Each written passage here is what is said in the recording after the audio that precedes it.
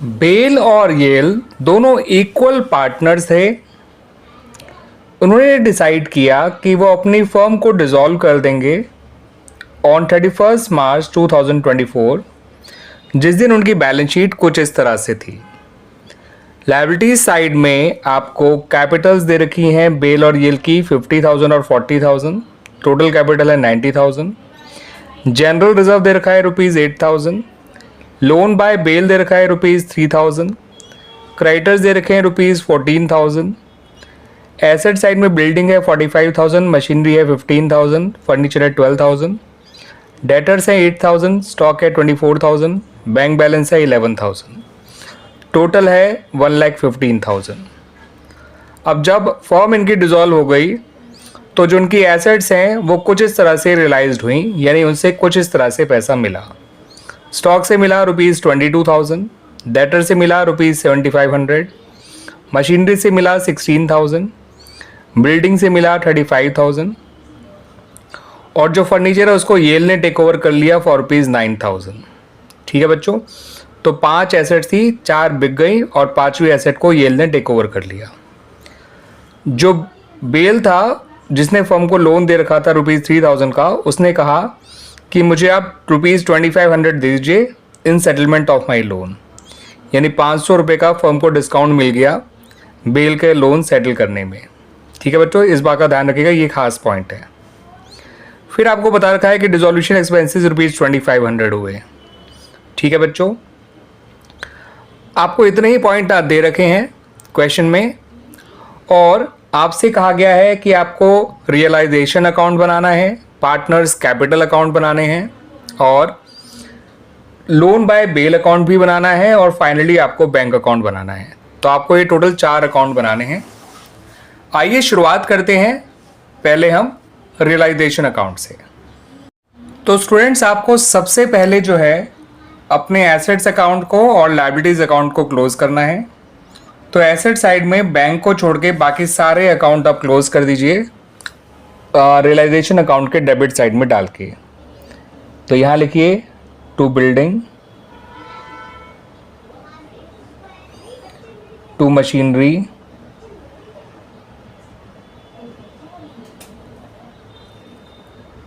To furniture,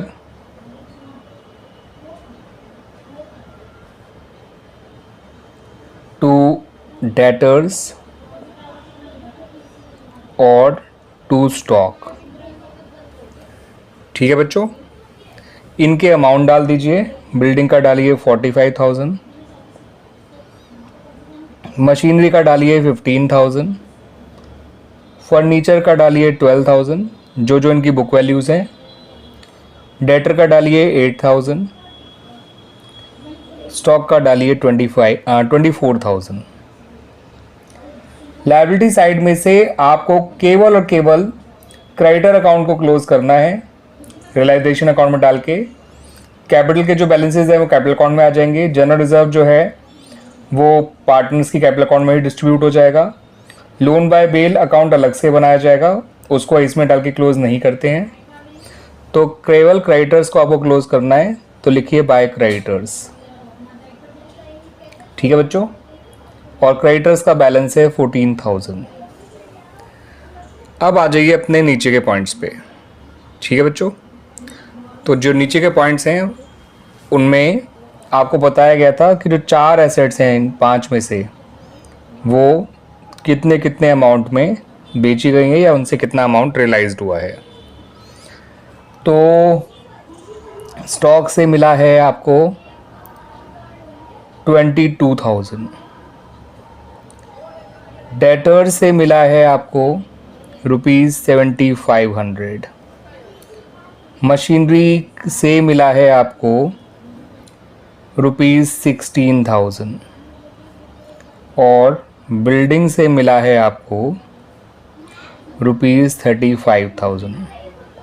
सही है बच्चों, और जो फर्नीचर येल ने टेक ओवर किया है उसको लिखिए बाय येल्स कैपिटल अकाउंट, और वो फर्नीचर येल ने लिया है 9,000 का। ठीक है बच्चों, और बेल का लोन जो है आपने लौटाया था तो उसको लोन को लौटाने में आपको ₹500 का डिस्काउंट मिल रहा है।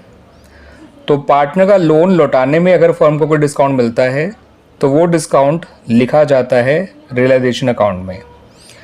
वैसे पार्टनर लोन अकाउंट कभी भी रियलाइजेशन अकाउंट में नहीं आता, लेकिन उसके लोन को लौटाने में अगर आपको कोई डिस्काउंट मिला है तो वो लोन का जो डिस्काउंट है वो रियलाइजेशन अकाउंट में लिखा जाता है, केवल डिस्काउंट का पार्ट, ना कि जितना पे किया।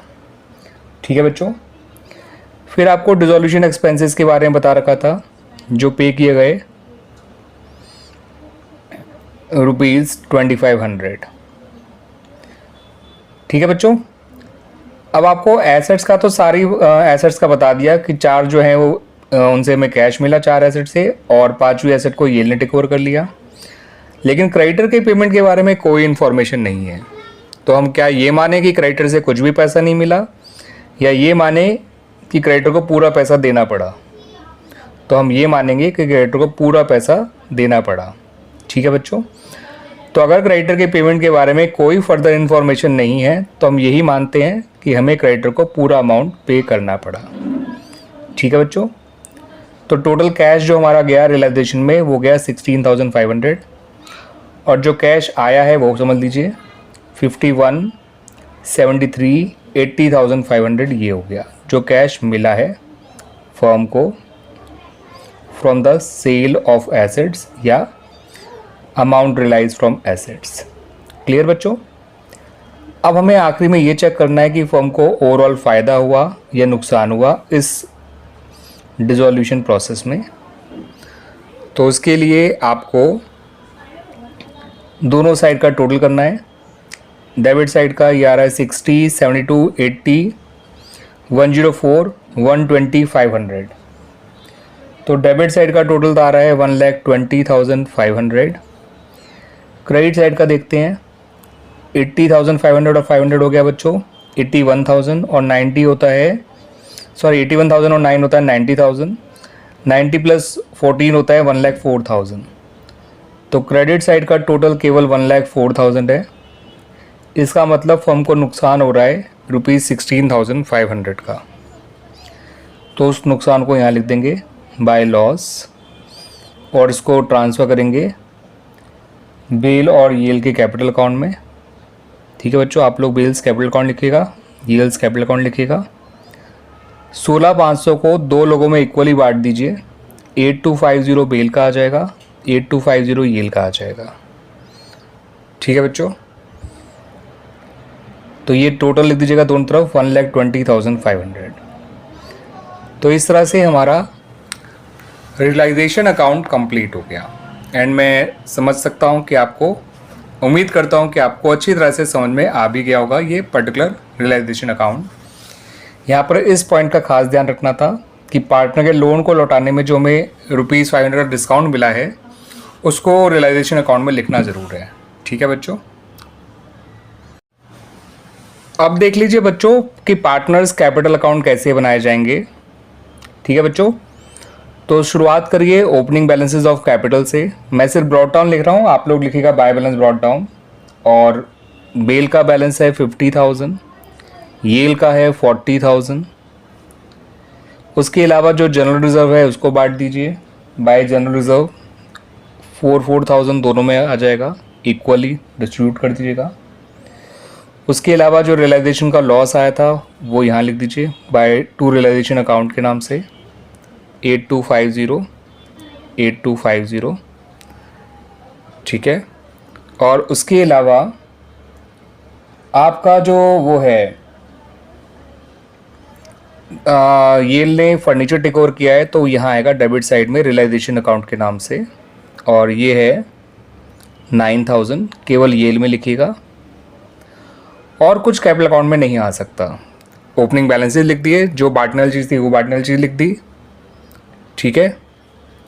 तो 54,000 में से इतना माइनस करेंगे, ये बेल का फाइनल बैलेंस आ जाएगा जो कि आएगा 45,750। 44 में से आप माइनस करेंगे 17 तो 27,000 आएगा, और 250 और माइनस करेंगे तो ये आएगा 26,750। ठीक है बच्चों, ये इनके क्लोजिंग बैलेंसेस हैं, लेकिन आपको इसे टू बैलेंस कैरी डाउन लिखना है, इनको फाइनली वो बैलेंस पे करना है। इसका टोटल आया 54,000, इसका टोटल आया 44,000, 54,000, 44,000। और इस तरह से आपका पार्टनर्स कैपिटल अकाउंट कंप्लीट हो गया। बच्चों लोन बाय बेल अकाउंट जो है वो बड़ी आसानी से बन जाएगा, उसमें ज़्यादा चीज़ें नहीं आती हैं। आप सिंपली यहाँ पर उसका पहले ओपनिंग बैलेंस लिख लीजिए जो कि है ₹3000। फिर जितना आप पे कर रहे हैं उसको वो लिखिए टू बैंक अकाउंट, और जितना हमें डिस्काउंट मिला उसके लिए लिखिए टू रियलाइजेशन अकाउंट। यही आपने रियलाइजेशन अकाउंट में क्रेडिट साइड लिखा था बाय बेल्स लोन अकाउंट के नाम से।